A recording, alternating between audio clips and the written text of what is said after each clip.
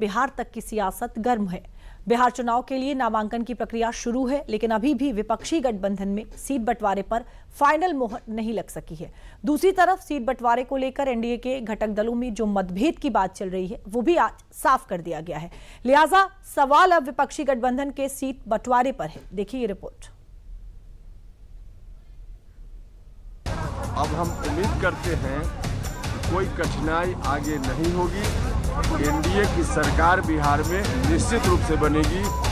हर तरह से एनडीए में सभी घटक दल के लोग तैयार हैं। दिल्ली से दिया गया आरएलएम चीफ उपेंद्र कुशवाहा का ये बयान करीब 1000 किलोमीटर दूर बिहार में एनडीए के लिए किसी संजीवनी से कम नहीं था। पिछले 24 से 36 घंटों के बीच बिहार से लेकर दिल्ली के सियासी गलियारों में जो एनडीए के घटक दलों में टूट की चर्चाएं बुलंद की जा रही थी, उन चर्चाओं को उपेंद्र कुशवाहा ने एनडीए की एकजुटता की मोहर लगाकर शांत कर दिया है। वही कहा था कि गठबंधन के कंटेक्स्ट में कुछ इशू है जिस पर विमर्श की जरूरत है, और इसी विमर्श के लिए हम और नित्यानंद राय जी माननीय गृह मंत्री जी के यहाँ जा रहे हैं। हम लोग आए, माननीय गृह मंत्री जी के साथ मुलाकात हुई और उस इशू पर विमर्श हुआ, और विमर्श के उपरांत अब हम उम्मीद करते हैं कि कोई कठिनाई आगे नहीं होगी। एनडीए की सरकार बिहार में निश्चित रूप से बनेगी। हर तरह से एनडीए में सभी घटक दल के लोग तैयार हैं। दरअसल एनडीए में सीट फाइनल तो पहले ही हो चुका है, लेकिन सीटों को लेकर घटक दलों में कुछ दुविधाएं थी। माना जा रहा है कि इसको लेकर अब एनडीए ने पूरे तरीके से इसे दूर कर लिया है और इसके संकेत भी जेडीयू ने अपनी पहली लिस्ट जारी करके दे दिए हैं। जेडीयू ने अपनी पहली लिस्ट में 57 उम्मीदवारों का ऐलान किया है, जिसमें कई दिग्गज नेताओं के नाम शामिल हैं। मंत्री विजय कुमार चौधरी को सराय रंजन से टिकट दिया गया है। अनंत सिंह को मोकामा से टिकट दिया गया है। इसके अलावा जेडीयू ने अपनी पहली लिस्ट में सामाजिक समीकरणों पर विशेष ध्यान दिया है। इस लिस्ट में लव कुश यानी कुर्मी कोयरी समाज से 23 उम्मीदवारों को मौका दिया गया है। ये जेडीयू का कोर वोट बैंक माना जाता है। इसके अलावा अति पिछड़ा वर्ग से 9, दलित वर्ग से 12 और सामान्य वर्ग से 12 उम्मीदवारों को टिकट दिया गया है। पार्टी ने 4 महिला उम्मीदवारों पर भरोसा जताया है। लेकिन दिलचस्प बात यह है कि जेडीयू की इस लिस्ट में वो 4 सीटें भी शामिल हैं जिन पर एनडीए के ही सहयोगी चिराग पासवान की पार्टी एलजेपीआर दावा कर रही थी। आज जेडीयू के इस फैसले को सियासी गलियारों के एनडीए की आपसी मतभेद का रूप देने की कोशिश की गई, लेकिन बिहार बीजेपी अध्यक्ष ने ऐसे दावों को भी खारिज कर दिया। सीट के बाद अलग अलग जो क्षेत्र है, विधानसभा क्षेत्र, उसके बारे में सभी दल ने आपस में चर्चा कर लिया है, और चर्चा करने के बाद सभी लोग अपने अपने दल के उम्मीदवार की घोषणा कर रहे हैं। और कल धर्मेंद्र प्रधान जी ने भी कहा था इस बात को कि अगर 1-2 सीट में जिसमें कि आपसी सहमति बनानी है, तो जहां 242 सीट में बन गया, तो एक सीट में भी आपसी सहमति जो है वो लोग रात में ही कर लिए हैं, और कहीं कोई दिक्कत नहीं है, क्योंकि हमने सबसे पहले सीट शेयरिंग का सूचना आप लोगों को दिया कि हमारे एनडीए गठबंधन में सीट शेयरिंग हो गया, और आप देख रहे हैं कि हम लोगों ने उम्मीदवार की सूची भी जारी कर दी है, और जो बचा हुआ उम्मीदवार का सूची है वो भी जारी होगा। एनडीए गठबंधन में कहीं कोई दिक्कत नहीं है। उम्मीदवारों के ऐलान की उठापटक के बीच एनडीए का कुनबा दिल्ली से लेकर बिहार तक एकजुटता का संदेश दे रहा है, लेकिन विपक्षी गठबंधन में तो अभी तक सीटों का बंटवारा ही नहीं हो पाया है। सियासी गलियारों में चर्चा है कि आरजेडी, कांग्रेस और मुकेश सहनी में कुछ सीटों को लेकर सहमति नहीं बन पा रही है।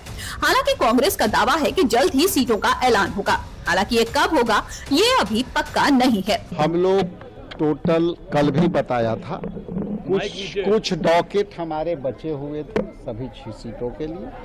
उस पे जो उप समितियां थी, जो कुछ पार्ट रह गए थे, उसको हम लोगों ने आज क्लियर कर दिया, और क्लियर करने के बाद हम लोग आगे आज जा रहे हैं पटना हम लोग बात करके सभी सीटों के घोषणा करना। आज तो जाहिर लिस्ट बहुत जल्दी आएगा, लिस्टे के लिए तो आए हैं। नॉमिनेशन कब कर रहे हैं? ठीक है, हम बता देंगे। हालांकि कांग्रेस नेताओं के बयानों में अभी कोई स्पष्टता नहीं दिखाई दे रही है। एक तरफ सीटों का नंबर सबसे बड़ा सवाल बना हुआ है, तो उससे भी बड़ा सवाल मुकेश सहनी का है कि आखिर वो विपक्षी गठबंधन में रहेंगे या फिर नहीं है। इन दोनों ही सवालों पर कांग्रेस के नेता खुलकर कुछ भी बात नहीं कर रहे हैं।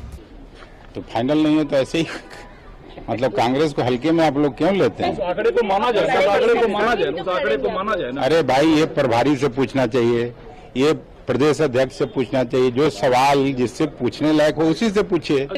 मुकेश जी पटना में नहीं न मिलेंगे, आप दिल्ली में नहीं न मिलेंगे। दिल्ली भाग गए पटना। वो तो गए तेजस्वी जी के साथ, बोले कि हम जा रहे हैं उनके साथ। मिल कहाँ रहा है? वहीं से रोड़ा है, मिल नहीं रहा है। मिल नहीं रहा है, कहाँ मिल रहा है? सीट नहीं मिल रहा है, वो नहीं मिल रहा है। दोनों समझ लीजिए। अच्छा तो गठबंधन में वो है कि नहीं है? अरे हम तो आए थे तो थे ही, माने हम समझते हैं रहबे करेंगे। दरअसल विपक्षी गठबंधन पर सवाल इसलिए उठ रहा है क्योंकि जहां सीटों का बंटवारा ही फाइनल नहीं हुआ है, वहां आरजेडी ने टिकट देने का काम भी शुरू कर दिया है। और इन सब के बीच आरजेडी ने एक टिकट ऐसा भी दिया है जिसकी चर्चा सबसे ज्यादा हो रही है। आरजेडी ने शहाबुद्दीन के बेटे ओसामा शहाब को रघुनाथपुर सीट से टिकट दिया है। ओसामा की मां हिना शहाब ने अप्रैल में लालू और तेजस्वी से मुलाकात की थी। बाहुबली शहाबुद्दीन का रसूख हमेशा आरजेडी को चुनावी फायदा पहुंचाता आया है। दरअसल एमवाई समीकरण की मजबूत नींव अब भी आरजेडी की रीढ़ मानी जाती है। 2020 में आरजेडी ने 144 सीटों पर चुनाव लड़ा और 75 पर जीत हासिल की। अब रघुनाथपुर सीट पर एमवाई मतदाता मिलकर कुल वोटों का 55 से 60% तक है, जो स्वाभाविक रूप से आरजेडी के पक्ष में एक मजबूत सामाजिक आधार तैयार करता है। राजनीति के जानकारों का कहना है कि ओसामा के मैदान में उतरने से मुस्लिम वोटों में कोई बिखराव नहीं होगा, बल्कि पारिवारिक भावनाओं से और एकजुटता बढ़ने की संभावनाएं ज्यादा हैं। दूसरी ओर यादव वोट बैंक पहले से आरजेडी का साथ देते आए हैं, इसलिए ये सीट आरजेडी के लिए रणनीतिक रूप से बेहद अहम बन गई है। पर सवाल तेजस्वी यादव की नीयत पर, जो बिहार के गली गली में नए बिहार का वादा कर रहे हैं। वो चुनाव जीतने के लिए बाहुबल का इस्तेमाल कर रहे हैं, क्योंकि मोहम्मद शहाबुद्दीन सिर्फ एक नाम नहीं है, बल्कि सीवान में डर का पर्याय था। लिहाजा सवाल तो उठेगा ही कि आखिर आरजेडी की ऐसी भी क्या मजबूरी फंसी कि शहाबुद्दीन के परिवार की उसे जरूरत पड़ी।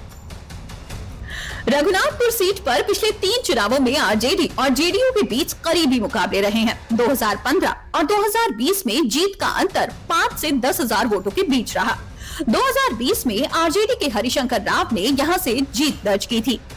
राजनीति के जानकारों के अनुसार सीवान जिले में अपराध और राजनीति का एक इतिहास रहा है, लेकिन अब वही प्रभाव संगठित राजनीतिक शक्ति के रूप में बदल रहा है। ओसामा के नामांकन से आरजेडी को मुस्लिम और यादव वोट बैंक को और मजबूत करने का मौका मिला है। अब इससे आरजेडी कितनी मजबूत होगी, ये तो सिर्फ अटकलें हैं। लेकिन फिलहाल एनडीए सीट बंटवारे की रेस में विपक्ष से आगे निकल चुकी है। अब नतीजों में कौन आगे रहेगा, ये तो वक्त ही बताएगा।